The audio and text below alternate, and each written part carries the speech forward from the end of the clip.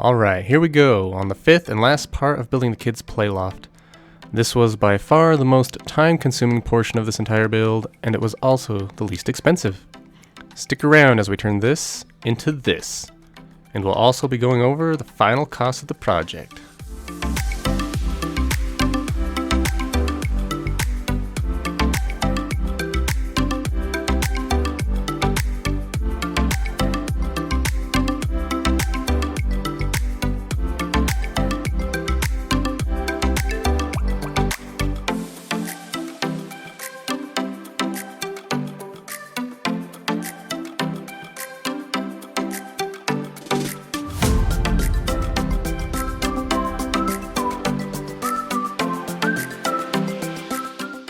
The half-inch plywood that I'm putting up here is the last major purchase on our list.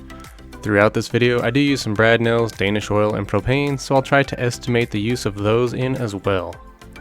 Lumber prices are just so high right now because of the COVID-19 pandemic, but all in all, for this entire loft series, our final cost of materials came out to be about $646 after taxes.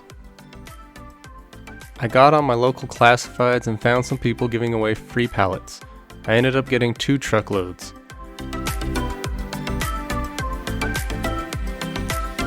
I did not want to mess with nails at all, so I just used a skill saw and cut out the sections of the pallets with no nails.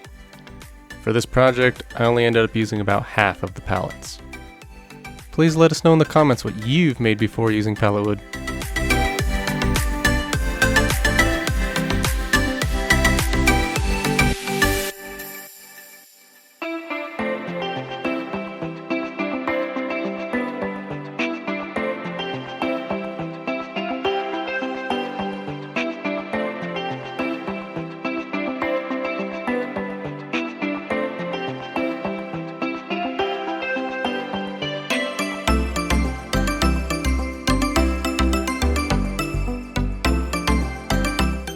After planing, the piles seemed much smaller since I removed a lot of material.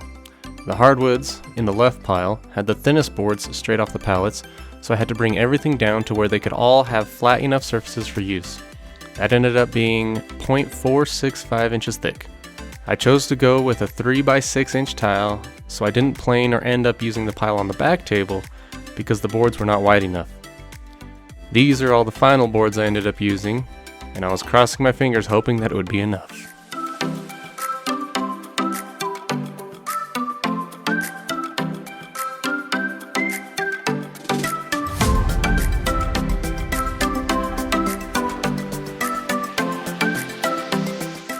I would go through one pile at a time and lay them out so that they are ready to grab and have one edge jointed. I also marked the side to cut off on the table saw and what would be the backs of the tiles.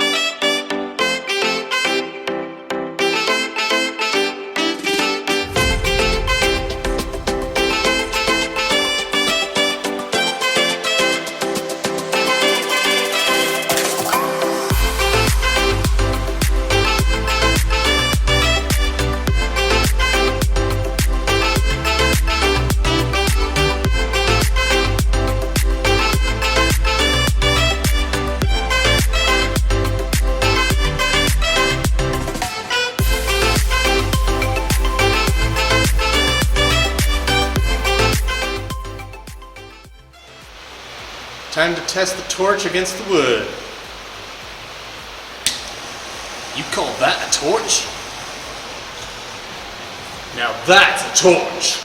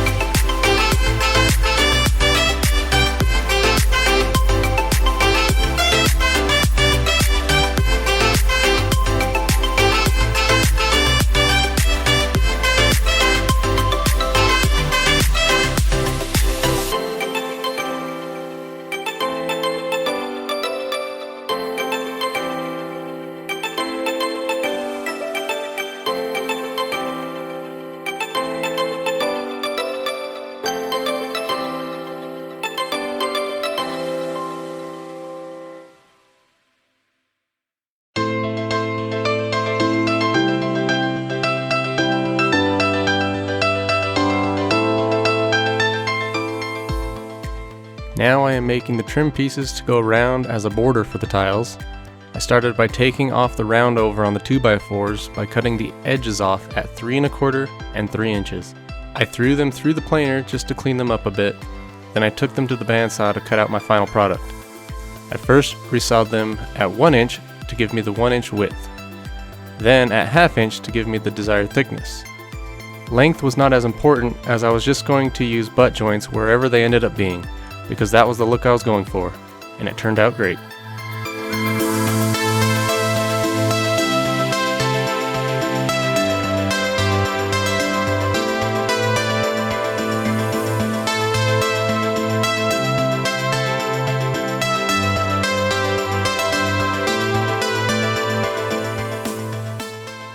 I then put a natural color Danish oil on all of it. That was my only finish for the wood. There was a total of 395 hole tiles and a bunch of odd length cutoffs, which you should hang on to because they come in very handy. You'll see why.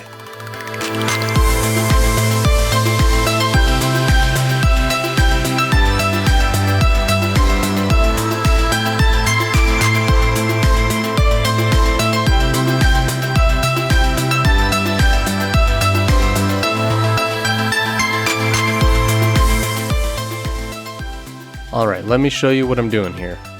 I'm marking my center line and working lines, and in order to figure out the distance of your working lines from your center line, you can either do some math, or a bit less math with this little trick. On the back of one of your tiles, use a speed square to mark a 45-degree line from both corners. Then measure from one corner to the point of intersection, divide that length in half, and that is the distance of your working lines from your center line. You can see why we did that and how it ends up in this diagram. Now that you have your lines, place the starter square corners exactly over one of the working lines. For the first couple tiles, you need to use a straight edge so that you can land the first tiles spot on. Before you attach the tiles, you can double check that the center of the width of your tile lands right on the center line, and the other corner lands on the other working line.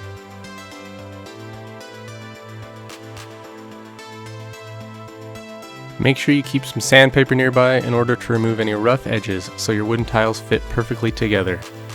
Any variance here will throw off your pattern pretty quick.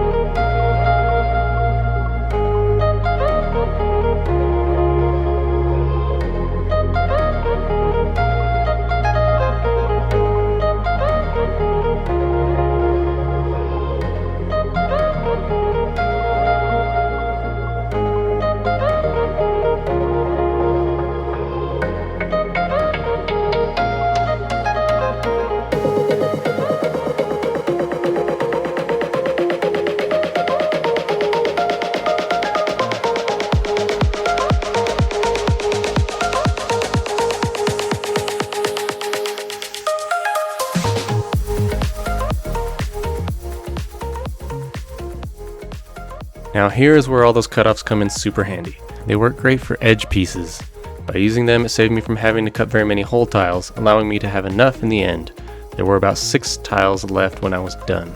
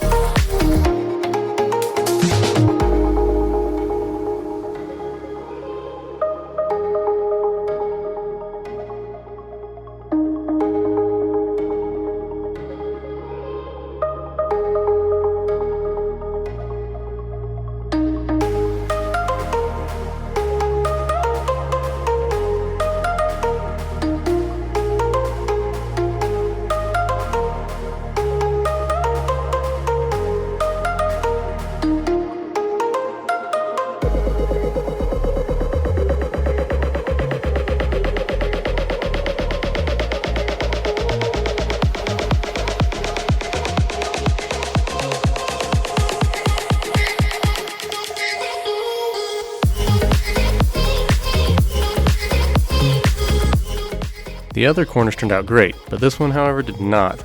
So I'm just going to have to fill it with caulking and paint it black so that it blends in.